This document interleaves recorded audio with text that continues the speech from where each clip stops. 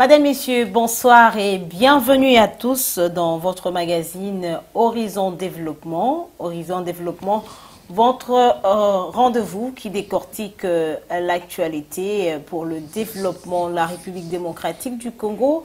Et vous le savez très bien que l'actualité reste dominée par le 62e anniversaire, la célébration du 62e anniversaire de l'indépendance de la République démocratique du Congo, mais surtout avec l'inhumation du premier ministre de la RDC, Patrice Emery Lumumba. Enfin, il repose quelque part un mausolée dans la commune de Limete. Patrice Emery Lumumba, c'était qui? Pourquoi on l'a ainsi célébré après, comme le disent certaines personnes qui estiment que c'est le deuil le plus long de la République démocratique du Congo.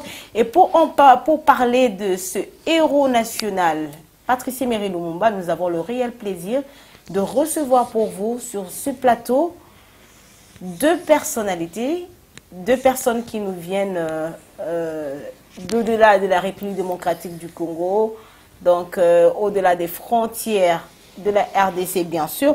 Il s'agit de Madame Berthe Wallo et Joseph Anganda. Berthe Wallo est activiste politique et notre deuxième invité est membre du parti politique de Lumumba.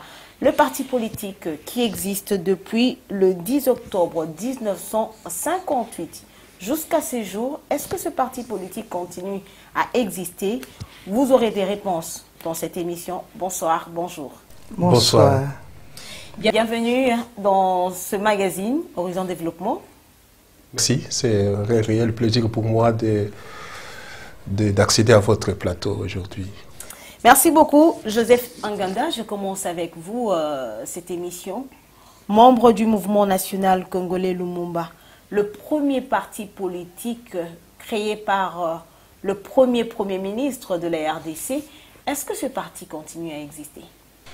Oui, c'est un parti qui est né effectivement le 10 octobre 1958. Patrice Emery Lumumba l'avait créé avec ses compères de l'époque, c'est-à-dire l'élite congolaise de l'époque. Il n'était pas le seul, il y avait d'autres qu'on appelait à l'époque des évolués de l'époque qui ont trouvé la nécessité de créer un parti politique. Parmi ces gens, on peut citer Joseph Iléo, il y avait Cyril Adoula, vous avez aussi des personnes comme Arthur Pinzi, qui était de l'Abaco. Vous avez aussi Gaston Diomi de l'Abaco, qui se sont retrouvés dans ces partis politiques et bien d'autres que l'on peut retrouver rien qu'à faire une petite lecture sur l'histoire de ces pays. Mais ces partis existent, a toujours existé depuis 1958, mais c'est un parti qui a connu, comment dirais-je, une vie difficile, un avenir difficile. Une vie difficile?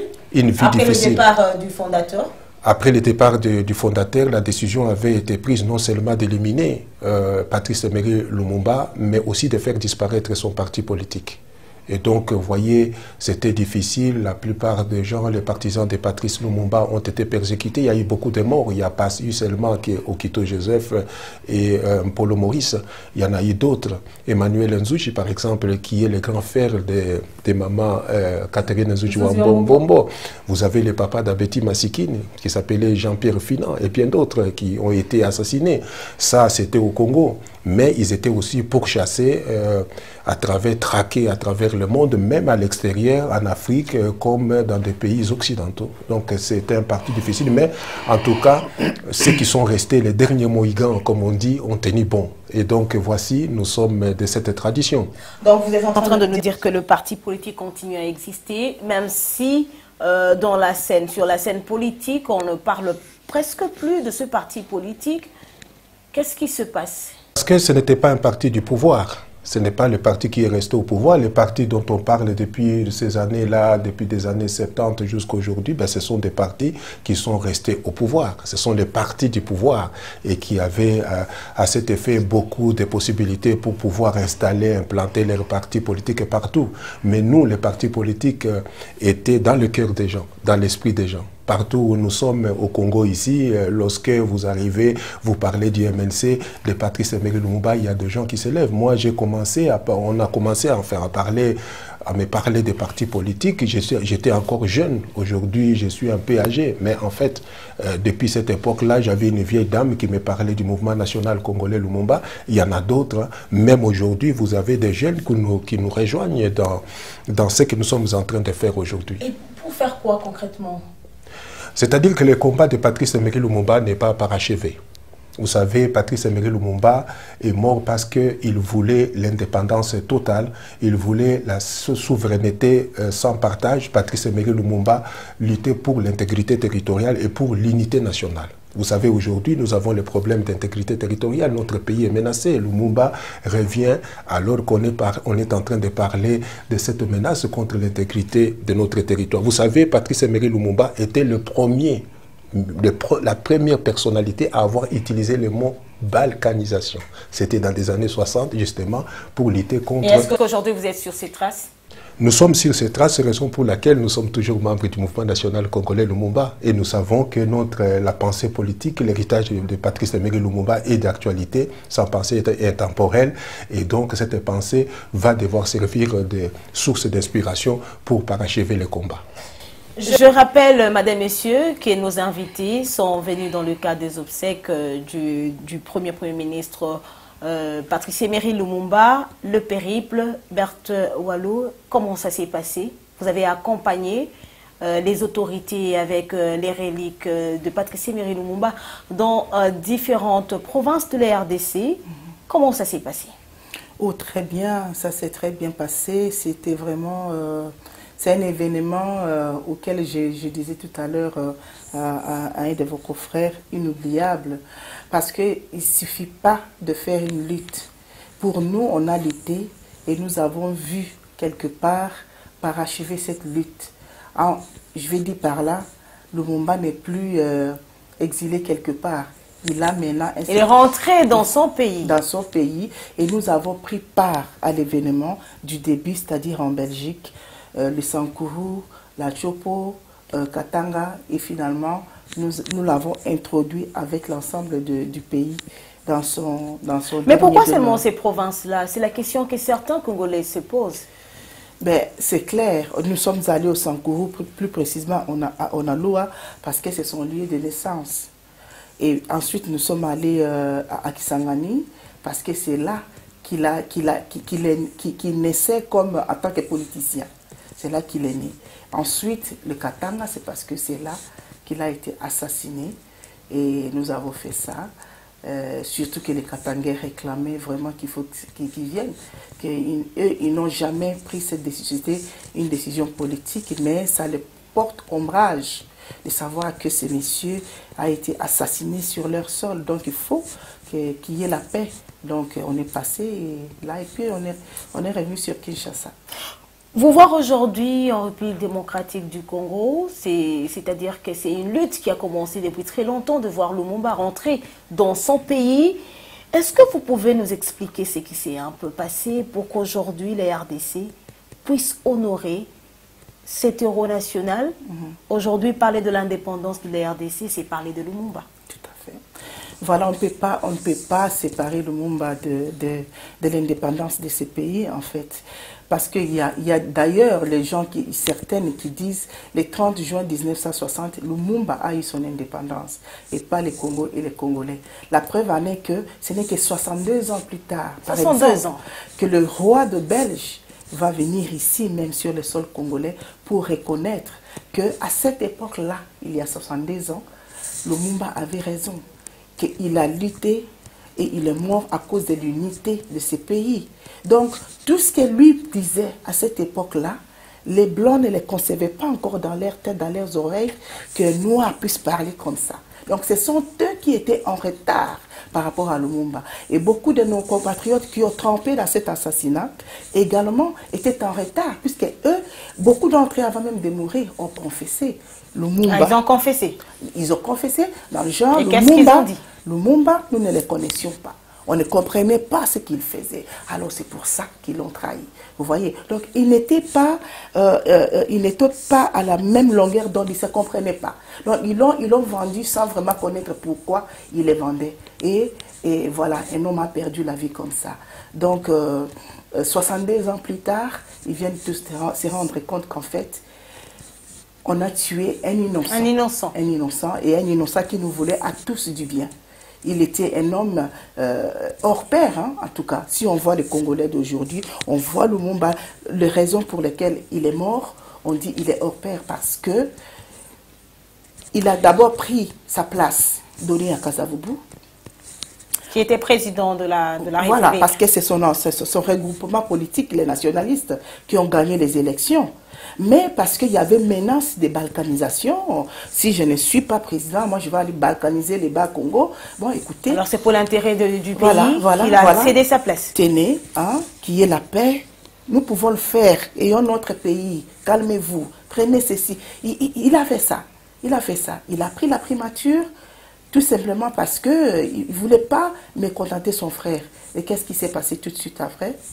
Nous les connaissons. Le Premier ministre Jean-Michel Sama Lukonde a raison de dire que Lumumba, on ne peut pas le remplacer, mais on le succède. Tout à fait. J'ai aimé ça de notre Premier ministre Sama Lukonde. On peut être... Qu'est-ce qu'il a dit? Non, on peut les succéder, mais on ne peut pas les remplacer. Voilà, il avait tout à fait raison. Joseph Anganda, je reviens vers vous. Aujourd'hui, les voix s'élèvent un peu autour de la mort de Patrice Emery Lumumba. Chacun veut interpréter de sa façon. Aujourd'hui, avec la population qui est en train de vous suivre, on peut vous faire confiance pour nous dire la vérité. Comment est-ce que Lumumba a été assassiné? Patrice Emery Lumumba avait été assassiné parce qu'il avait prononcé un discours contre le roi Léopold II, son discours du 30 juin 1960, ce qui n'est pas le cas. Ce n'est pas le cas? Ce n'est pas le cas. La menace de mort contre Patrice Emery Lumumba a débuté dans les années 59. D'abord en 59, il y avait des gens qui ne lui donnaient même pas 2 ans de vie. Et pourquoi cette menace avait commencé? C'était un élément gênant? C'est parce que en fait, Patrice Emery Lumumba était la voix des stentors de l'indépendance, de la revendication de l'indépendance. Et donc, des choses ont commencé, on voulait l'éliminer depuis 1959, comme je venais de le dire. Déjà, en 1959, on ne lui donnait pas 2 ans. Et puis, il y avait les émeutes de Stanleyville en octobre 1959, où il a été arrêté et transféré au Katanga. Il est arrivé à la table ronde en retard. C'est-à-dire, quelques jours après, il est arrivé précisément le 26, il a été libéré le 25, il arrive à Bruxelles le 26 et le 27 janvier 1960, il fait son entrée, une entrée remarquable à la table ronde. Mais alors, c'est ce que les historiens, beaucoup d'historiens ne disent pas, et nous sommes en train de faire des recherches à ces propos. Je pense que les historiens feraient mieux vraiment d'exploiter beaucoup d'éléments pour mettre à la connaissance du peuple congolais. Patrice Emery Lumumba, s'il avait été assassiné, c'est moi je pense, et les documents sont là pour l'attester, à la table ronde de 1960, la Belgique avait accepté de donner une indépendance au peuple congolais, une indépendance un peu nominale, vous comprenez. Mais alors, avec une proposition, sous forme d'une condition, nous vous donnons l'indépendance, mais nous aimerions que le roi des Belges devienne le chef de l'État du Congo. Mais est-ce que dans ce contexte-là, on peut parler vraiment de l'indépendance? Il n'y avait bon, vous avez compris, j'ai fait des nuances et j'ai nuancé un peu en parlant de l'indépendance nominale. Alors, ce qui est beaucoup plus étonnant, et peut-être les téléspectateurs qui sont en train de nous suivre, peut-être avec beaucoup d'attention, peuvent s'étonner aussi, c'est que sur 44 délégués titulaires de la table ronde, 44 délégués congolais, parce qu'il y avait 44 qui se mettaient autour de la table, et il y avait aussi des suppléants qui étaient là pour suppléer. Et puis les conseillers aussi, sur 44, le 29 délégués titulaires ont dit oui. Ont accepté cette indépendance, mais avec comme président roi des Belges. C'est ça. 29 Congolais. 29 Congolais. Sur 44. Plus de la moitié. Plus de la moitié, la majorité. Allez-y. Et donc Lumumba était dans la majorité. c'est Lumumba qui va s'opposer avec une voix d'estentor en disant si nous acceptons cette proposition, cette condition, eh bien pourquoi nous sommes venus en Belgique, puisque les rois des Belges représentent le pouvoir colonial contre lequel nous sommes en train de nous battre pour retrouver notre indépendance. Et donc la conférence, la table ronde belgo-congolaise, table ronde politique belgo-congolaise va prendre fin le 20 février 1960, 11 jours après, c'est-à-dire le 1er mars. Dans le cabinet du Premier ministre Gaston Esquins, il y a une réunion extraordinaire qui va se tenir. Ils vont prendre trois décisions, trois grandes décisions, trois grandes résolutions. La première résolution, il faut diaboliser Lumumba. Dans ces décisions, c'était contre Lumumba parce qu'il avait haussé le ton. Il avait haussé le ton et surtout puisqu'il s'était opposé. Il s'était opposé à cette proposition de faire du roi des Belges le chef de l'État du Congo. Et donc, deuxième décision, il faut lui créer une opposition. D'ailleurs, vous avez vu partout, même dans les églises, on priait pour que Lumumba, les communistes, meurent. Que Dieu envoie des anges pour que Lumumba, les communistes, puissent mourir. Dans du Congo de cette époque, à majorité catholique, parler du communisme, c'était vouer quelqu'un aux gémonies. Puisque, comme on disait dans la propagande, quand viendront les communistes, Mais c'est pas vrai aussi que Lumumba avait amené les communistes en RDC? Lumumba n'était pas communiste, il l'avait dit plusieurs fois. Vous savez, ça peut-être ça fait vous étonner, Patrice Emery Lumumba avait appartenu d'abord à un parti politique belge, le Parti libéral belge. Lumumba était faux, puisqu'à cette époque-là, il n'y avait pas de liberté pour créer des partis politiques avant 1958, puisque tout le monde croyait à ça, tellement que la propagande était bien orchestrée par les gens qui avaient le pouvoir. Ça, c'est la première décision de cette réunion.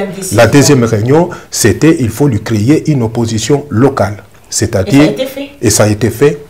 Donc Lumumba s'est retrouvé avec la plupart des gens qui étaient à la table ronde. À la sortie de la table ronde, ils avaient des projets de créer des sécessions, il y avait des projets de s'attaquer à Lumumba, de relayer cette propagande orchestrée depuis cette réunion, de dire que Patrice Emery Lumumba c'est un communiste, etc. Donc ils ont été engagés en fait pour porter atteinte à la réputation politique de Patrice Emery Lumumba. Et donc, quand vous lisez l'histoire, vous verrez qu'il y a eu beaucoup de partis politiques, notamment le Parti national du progrès, qu'on appelait PNP, PNP de Namondele. C'est un parti qui avait été créé par la Belgique pour s'attaquer à Lumumba, pour faire échouer Patrice Emery Lumumba sur le plan électoral, même sur le plan de crédibilité politique. Et la troisième décision, c'était laquelle? Décision, il faut éliminer Patrice Emery Lumumba politiquement, c'est-à-dire électoralement, au besoin, l'éliminer physiquement. Ah, c'est là que s'intéressent certainement les téléspectateurs qui sont en train de nous suivre. Et physiquement, comment est-ce qu'ils sont arrivés à éliminer Lumumba?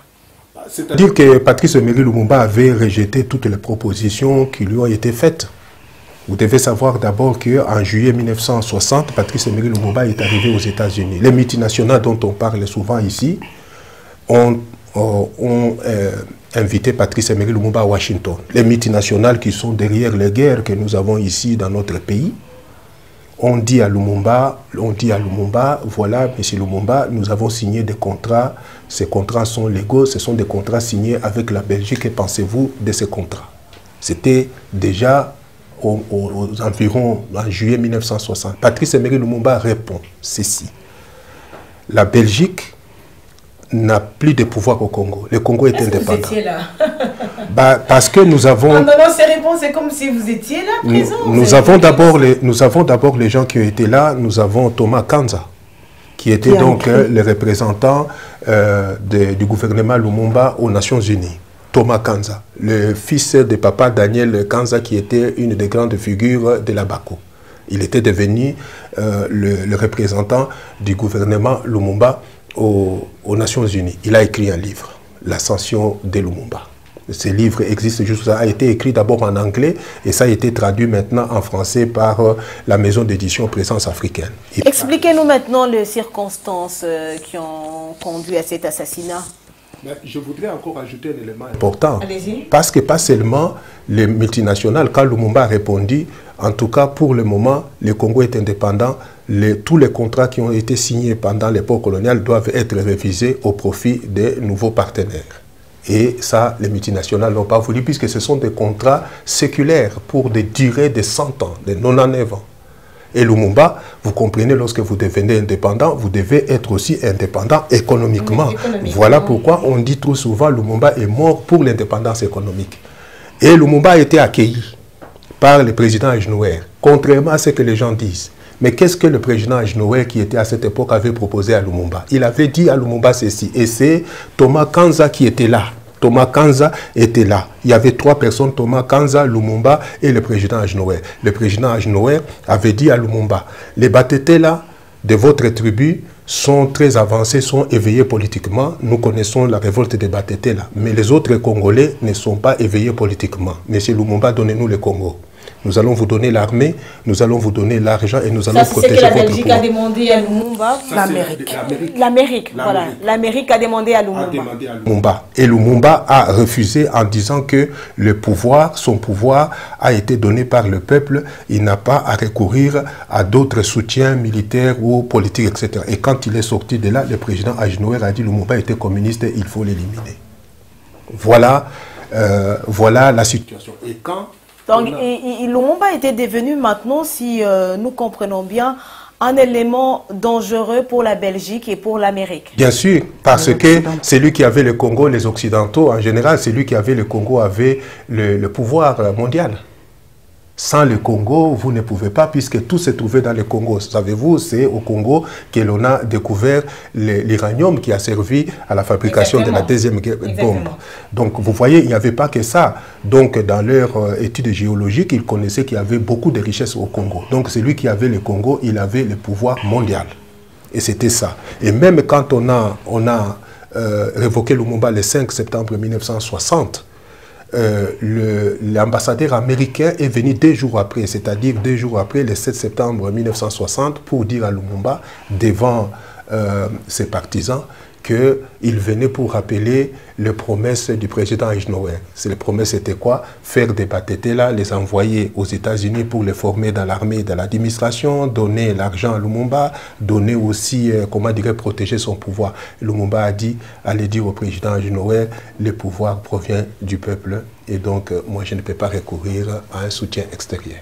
Et c'était là signer sa mort. Bertou Allo, et cet assassinat-là, est-ce que vous avez une idée des circonstances, comment est-ce que ça s'est passé pour qu'enfin Lumumba soit éliminé et quelques années plus tard, on va nous brandir dedans? Les circonstances, ce n'est ni plus ni moins que je pense. Tout le monde connaît déjà. En fait, Lumumba est arrêté, amené à Tisville. De là, il y a eu quelques-uns de ses camarades, je vais dire, il y a Lumumba, Kasavubu, Lenendaka, Bomboko. Si vous voulez rester en vie, tenez signer ça et vous allez être seulement un simple ministre et vous ne serez plus le premier ministre de ce pays. Et là, Lumumba, têtu qu'il est, il dit non, moi j'ai été voté pour faire un travail dans ce pays, ma place c'est la primature, je suis le premier ministre de ce pays. Et à partir de ce moment-là, ils l'ont acheminé d'abord vers Bakwanga et ensuite vers Katanga où moins de 24 heures après, ils l'ont tué. Et lorsqu'ils l'ont tué, ils l'ont enterré. Ils les ont tués et ils les ont enterrés. Avec ses 2 compagnons, oui. Polo, Kito. Voilà, voilà. Et il y avait quand même la main de Lumumba qui restait dehors comme ça. Et quelqu'un, une personne avait un chef coutumier. D'ailleurs, ce n'est que récemment que j'ai appris quand j'étais au Katanga qu'en fait, ce chef coutumier-là a disparu depuis le jour où il est allé annoncer à la police qu'il y a une main, on a tué des gens, on les a enterrés, il y a une main dehors. Et on l'a arrêté. Jusqu'aujourd'hui, nous parlons, ces messieurs avaient disparu. C'était un chef coutumier. Moi-même, je venais tout juste de les découvrir quand on était au Katanga cette fois-ci. Et donc, lorsqu'il est allé annoncer comme ça, c'est là qu'ils ont renvoyé maintenant, j'imagine, Gérard Sout avec son frère pour aller faire le sale boulot de les dépincer, le mettre dans l'acide sulfurique pour faire disparaître les corps. Et maintenant, là, à un moment, on ne parlait plus de tout ça. Mais d'un bon matin, on a commencé à parler de ces dents, ça s'est trouvé quelque part. Et c'était difficile pour la Belgique de reconnaître tout ça. Qui détenait ces dons? C'était un Belge, bien sûr. C'était un Belge, Gérard Soult. C'est un militaire belge qui a fait... Ah, c'est Gérard Soult qui détenait cela? Oui, oui, c'était Gérard Soult lui-même. Et donc, durant toutes ces années, 60, 50 ans, lui, il faisait des expéditions ou des expositions, pardon, où les gens payaient l'argent et les gens qui n'aimaient pas Lumumba, à qui ça faisait plaisir, pour venir voir les dents du Santa Lumumba qui les a chassés du Congo, et ils rigolaient devant de vin et de fromage, ils rigolaient, ils regardaient et puis ils partaient. Voilà, voilà. Et jusqu'au jour où un jour c'est tombé, je crois il y a eu un documentaire allemand. On brandissait la dent de Lumumba. Voilà, et c'est voilà, c'est là que c'est sorti, c'est parti, et il a pris peur lorsqu'il a vu que l'explosion quoi, de colère et des gens qui réagissaient. Là, il est allé, selon lui, hein, personne ne l'a vu, personne ne peut attester, mais il est allé jeter à la mer en laissant tout simplement la dent en or. Et j'imagine pourquoi il a laissé celle-là, tout simplement parce que c'est en or. Il y a également, il peut y avoir des gains. Hein. Voilà. Et ensuite, après sa mort, la fille, comme l'a dit camarade avant, la fille voulait aller laisser ça au musée. Et c'est là que l'historien Ludo De Witt a joué pour que la dent ne prenne pas ces chemins-là. Il est allé carrément au commissariat pour dire qu'il y a une personne qui détient des restes humains. Et c'est comme ça que la chose est partie jusqu'à aujourd'hui. Il y a eu, nous avons toujours été, surtout lui et moi par moment, on était là à dénoncer, à suivre vraiment. Et quelle était l'attitude de la RDC pendant toutes ces années où vous êtes en train de vous... Nous, on s'est posé la question, puisque quand même, nous, on se disait, c'était aux autorités congolaises à ce moment-là de dénoncer et de chercher à venir à récupérer ça. Mais ça ne s'est pas fait, ça ne s'est pas fait. Et on n'oublie pas que le dossier Lumumba... Plusieurs régimes se sont succédés à la tête tout à fait. de la RDC. Mais déjà, nous savons très bien que le régime de Kasavubu ne pouvait rien faire sur Lumumba, de Mobutu non plus. Il y a le régime de Kabila, c'est là où la question peut se poser. Mais le premier Kabila, c'est-à-dire Mounzé, il n'est resté là que quelques années juste avant son assassinat, mais c'est plutôt Joseph qui est resté là plus longtemps et on ne sait pas pourquoi lui il ne l'a pas fait, mais en tout cas c'est fait maintenant avec le régime de monsieur Félix Antoine Tshisekedi Tshilombo, et un beau geste mérite des remerciements. Nous pensons que c'est un bon geste. Moi j'ai toujours pensé, quand il a annoncé ça, j'avais cru que c'était un geste sage, hein, politiquement surtout, de faire ces gestes là. Voilà. Pourquoi Joseph, monsieur Joseph, pourquoi ce Belge s'était-il vraiment investi pour aller même à la police dénoncer, pour que la dent de Lumumba soit quand même récupérée? C'est parce que Ludo De Witt, c'est un progressiste. C'est un sociologue belge, un progressiste, il s'est dit lumumbiste. Et vous savez qu'en Europe, vous avez des gens qui ont toujours soutenu les gens qui luttent pour le triomphe des valeurs et des principes. C'est ainsi qu'en Europe, vous avez même des vivants de Patrice Emery Lumumba, il y avait des Belges qui l'ont soutenu. Par exemple, Jean Van Lierde, vous avez aussi Jules Chaumet, vous avez des gens comme Jules Raskin et bien d'autres qui ont soutenu Lumumba parce qu'ils considéraient que Lumumba était le leur dans les combats pour le triomphe, si vous voulez bien, des valeurs et des principes, le combat pour la marche et le progrès de la civilisation humaine. C'est ça qui est beaucoup plus important. C'est ainsi que vous allez peut-être vous rendre compte qu'à un certain moment, Lumumba est entré comme une figure universelle. C'est sur base de cet élément partout dans le monde. On parle de Patrice Emery Lumumba. Il n'y a aucun pays où vous ne trouverez un boulevard Lumumba, ou une place Lumumba, ou une rue Lumumba, des choses comme, voire même un monument. Lorsque vous allez par exemple au Mali, vous allez trouver le monument Patrice Lumumba. Donc c'est sur cette base de ça que Ludo De Witt a soutenu Patrice Emery Lumumba dans ce combat. En tout cas, et beaucoup n'ont pas digéré la disparition de Patrice Emery Lumumba. Peut-être au moment où Patrice Emery Lumumba était assassiné, Lido de Witt était encore jeune, et puis finalement, avec le temps, il s'est rendu compte par sa formation politique, idéologique, personnelle, qu'il y avait un homme au Congo qui a fait quelque chose, c'est Patrice Lumumba. Beaucoup à dire sur Lumumba, le héros national de la République démocratique du Congo. Le temps nous fait défaut. Aujourd'hui, Lumumba enterré. Au début, c'était des tâtonnements. Est-ce que réellement c'est la Belgique qui l'avait assassiné? Mais le fait que la Belgique aujourd'hui ait accepté de restituer certains objets d'art à la République démocratique du Congo, restituer même le reste de Lumumba, il y a des personnes, des observateurs qui estiment que la RDC doit saisir la justice. Oui, je pense que c'est le moins que l'on puisse en dire. Ça aurait été déjà fait depuis longtemps. Comme vous savez, vous avez posé cette question à ma camarade Berthe Ouallo, mais le gouvernement congolais n'avait pas de rapport de force. Vous savez, lorsque vous entrez dans la diplomatie internationale, il faut avoir des rapports de force. Le Congo n'en avait pas. Il faut le dire depuis longtemps d'ailleurs. Et alors maintenant, il faut reconnaître que la famille Lumumba avait déjà introduit une plainte, ça on ne le dit pas, une plainte depuis 2016 contre sans suite contre 12 personnalités belges. Et donc 10 personnalités belges sont déjà décédées, il en reste 2. Donc il y a un qui est plus âgé et l'autre il est encore debout. Alors, on suppose que si... C'est qu'on dit que la vérité était tue, hein, même la vérité, 100 ans après. Oui, la vérité était tue, puisque en fait, la Belgique, après la commission parlementaire d'enquête sur l'assassinat de Patrice Lumumba, à la suite du livre de Lido de Witt, qui a écrit un livre sur l'assassinat de Lumumba, il y a eu une commission, et à la fin de cette commission, la Belgique avait présenté ses excuses à la famille Lumumba. Je vois quand il est arrivé en RDC, il a présenté des excuses, mais les Congolais estiment que ce n'est pas suffisant.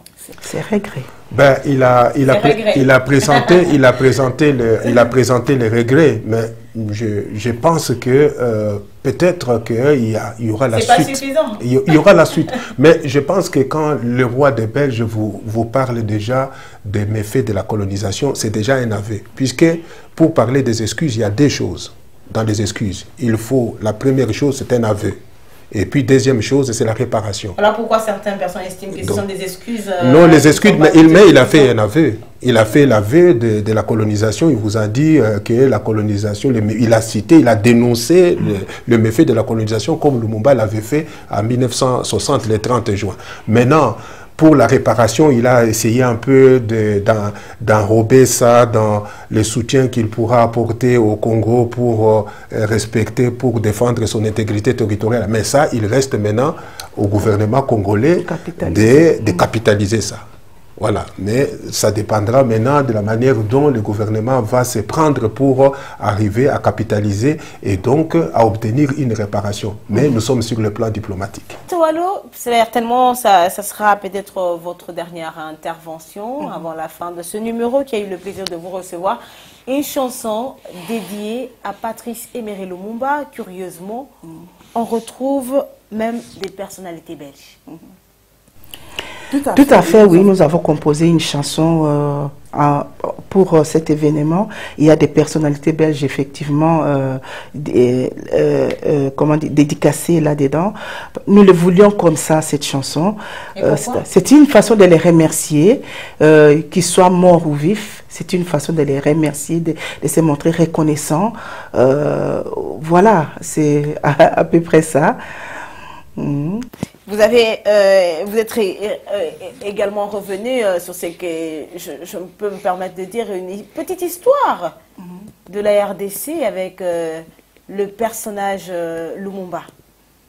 Était-il vraiment important de faire cette chanson, de composer cette chanson pendant cette période?